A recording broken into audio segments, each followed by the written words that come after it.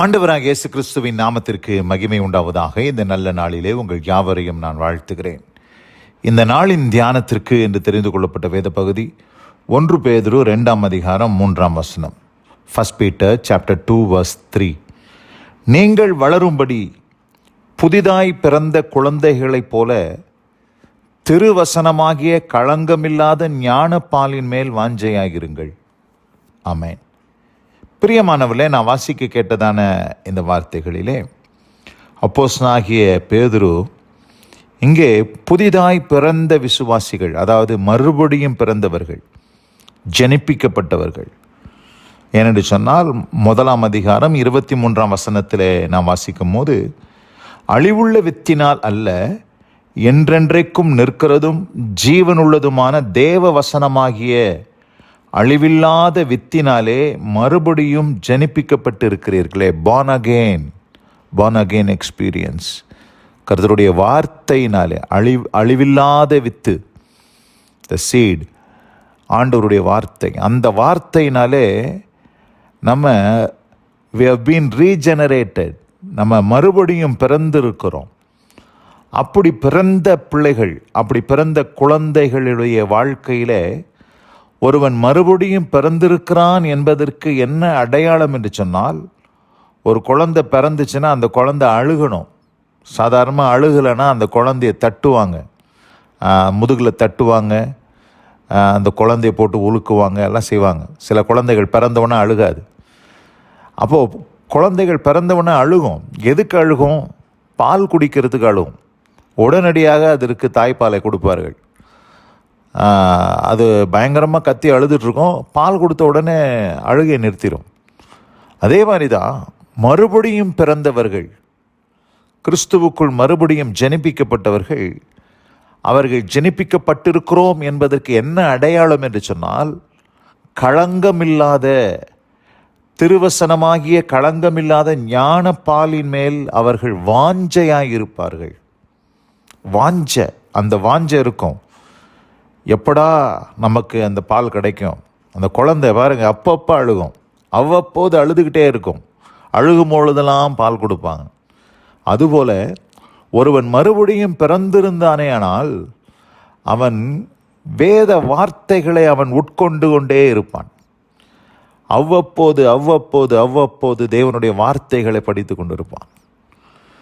நம்மளாம் அநேக நேரத்தில் கொஞ்சம் வளர்ந்த உடனே நம்ம என்ன செய்ய ஆரம்பிச்சிடறோன்னா, காலையில் ஒரு விஷயம் நம்ம வேதத்தை வாசிக்கிறோம். சிலர் இரவில் தூங்கும் போதும் மறுபடியும் வாசிக்கிறாங்க, அவ்வளவுதான். ஆனால் அந்த வேதத்தோடு நமக்கு இருக்கக்கூடிய ஐக்கியம், அந்த உறவு ரொம்ப முக்கியம். புதிதாய் ரட்சிக்கப்பட்ட பிள்ளைகள், புதிதாய் ரட்சிக்கப்பட்டு மறுபடியும் பிறந்தவர்கள் எப்படி இருப்பாங்கன்னா, அப்பப்போ கையில் பைபிளை வச்சுட்டே அலைவாங்க, அவ்வப்போது வேதத்தை வாசித்து கொண்டே இருப்பாங்க, வசனத்தை தியானித்து கொண்டே இருப்பாங்க. இப்படி அந்த வசனத்தோடு அவங்களுக்கு ஒட்டி உறவாடுகிற ஒரு அனுபவம் இருக்கும். ஆனால் நாளடைவில் போக போக அது அதிகரிக்க வேண்டுமே ஒழிய அது குறையக்கூடாது. என்னென்னு சொன்னால், மத்தேயு சுவிசேஷம் 4 அதிகாரத்தில் ஆண்டவர் சொல்கிறாரு, மனுஷன் அப்பத்தினால் மாத்திரமல்ல தேவனுடைய வாயிலிருந்து புறப்படுகிற ஒவ்வொரு வார்த்தையினாலும் பிழைப்பான் என்று சொல்லி எழுதப்பட்டிருக்கிறது. அப்போ தேவனுடைய வாயிலிருந்து புறப்பட ஒவ்வொரு வார்த்தையும் நம்ம உட்கொண்டா தான் நம்ம பிழைக்க முடியும். எப்படி அந்த குழந்தை பால் குடித்தாதான் அது பிழைக்குமோ, அதுபோல் தேவ வார்த்தைகளை நம்ம உட்கொண்டால் தான், தியானித்து கொண்டிருந்தால் தான் நாம் பிழைத்திருக்க முடியும், கிறிஸ்துவ வாழ்க்கையிலே ஜீவனோடு இருக்க முடியும். இல்லைனா நமக்குள்ளே இருக்கிற ஆவி ஒடுங்கி போயிடும்.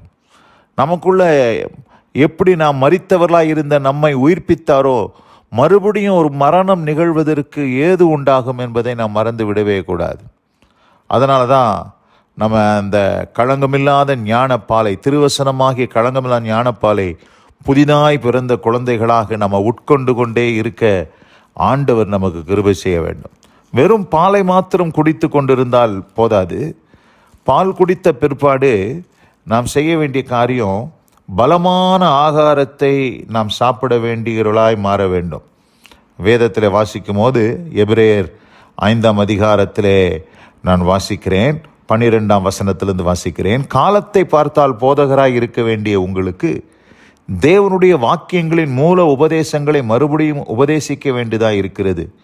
நீங்கள் பலமான ஆகாரத்தை அல்ல, பாலை உண்ணத்தக்கவர்களானீர்கள். பால் உண்கிறவன் குழந்தையாய் இருக்கிறபடினால் நீதியின் வசனத்தில் பழக்கமில்லாது இருக்கிறான். பலமான ஆகாரமானது நன்மை தீமை இன்னதென்று பயிற்சினால் பகுத்தறியத்தக்கதாக முயற்சி செய்யும் ஞானேந்திரங்களை உடையவர்களாகிய பூரண வயது உள்ளவர்களுக்கே தகும். அப்போ பாருங்க, இங்கே களங்கமில்லாத ஞானப்பாலின் மேல் அது ஒரு காலகட்டம். பாலை குடிக்கிற மாதிரி அடிப்படையான சில உபதேசங்கள், அடிப்படையான சில சத்தியங்கள் வேதத்தில் பார்க்கும்போது சில காரியங்களெல்லாம் நம்ம அடிப்படையாக கற்றுக்குறோம். ஆனால் நாள் செல்ல நம்முடைய வாழ்க்கையில் வளர்ச்சி அடையிறோம். ஒரு குழந்தை வளர்ச்சி அடைஞ்ச உடனே பால் மறந்து அது என்ன செய்கிறதுன்னு சொன்னால் பலமான ஆகாரத்தை உட்கொள்ள ஆரம்பிக்கிறது. அதுபோல் பால் உண்ணு கொண்டே இருக்க, நீ ஆசீர்வாதமாக இருப்பா, நீ சந்தோஷமாக இருப்ப, நீ அழாத, கலங்காத, தேங்காத, திகைக்காத, பயப்படாத என்று இதெல்லாம் பார்த்திங்கன்னா அடிப்படையாய் அந்த புதிதாய் பிறந்தவர்கள், முதலில் ரட்சிக்கப்பட்டவர்களுக்கு நம்ம அப்படிப்பட்ட உபதேசங்களை சொல்கிறோம். ஆனால் நாளடைவில் பூரண வளர்ச்சி அடையும் பொழுது அவர்கள் எப்படிப்பட்ட ஆகாரத்தை உண்ணணும்? பலமான ஆகாரத்தை, மாமிசம் புசிக்கத்தக்கதாய் அப்படிப்பட்டவர்களாய் நாம் வளர வேண்டும். அப்படி வளரும்போது தான் ஆவிக்குரிய வாழ்க்கையில் நாம் பலனடைவோம் என்பதில் எந்த சந்தேகமில்லை. இந்த அருமையான இந்த நல்ல நாளில் கூட கர்த்தர் நாம் ஒவ்வொருவரையும் இப்படிப்பட்ட அனுபவத்தை உடையவர்களாக தேவன் நம்மை விளங்கச் செய்வாராக. கேட்ட வார்த்தையின்படி நாம் புதிதாய் மறுபடியும் பிறந்தவர்களாய் இருப்போமே, ஆனால் களங்கமில்லாத ஞானப்பாலின் மேல் முதலாவது வாஞ்சையாக இருக்க வேண்டும். அதற்கு பின்னதாக பலமான ஆகாரத்தை உட்கொள்கிறவர்களாய் இருந்து பூரண வளர்ச்சி அடைய தேவன் நம் ஒவ்வொருவருக்கும் கிருபை செய்வாராக. ஏனென்று சொன்னால் மனுஷன் அப்பத்தினால் மாத்திரமல்ல, தேவனுடைய வாயிலிருந்து புறப்படுகிற ஒவ்வொரு வார்த்தையினாலும் பிழைப்பான். தேவன் நம்மை பிழைக்கச் செய்ய தேவன் வல்லவராக இருக்கிறார். அவருடைய வார்த்தைகளை உட்கொண்டு பிழைக்க தேவன் நமக்கு கிருபை செய்வாராக. நாம் ஜெபிப்போம். எங்களை அதிகமாய் நேசிக்கிற எங்கள் அன்பின் பரலோக பிதாவே, நாங்கள் தியானிக்க கேட்ட இந்த வார்த்தையின்படும் ஆண்டவரே, நாங்கள் மறுபடியும் புதிதாய் பிறந்த குழந்தைகளாக களங்கமில்லாத திருவசனமாகிய ஞானப்பாலின் மேல் நாங்கள் வாஞ்சியுடையவர்களாக இருந்து ஆண்டவரே, அது ஒரு காலகட்டத்திற்கு பின்பு பலமான ஆகாரத்தை உட்கொள்ளுகிறவர்களாய் இருந்து பூரண வளர்ச்சி அடைய எங்களுக்கு கிருபை செய்யும். வசனத்தை கேட்ட ஒவ்வொருவருக்கும் அப்படிப்பட்ட அனுபவத்தை தந்தருவீராக. இயேசு கிறிஸ்துவின் வல்ல நாமத்தில் பிதாவே, ஆமேன், ஆமேன்.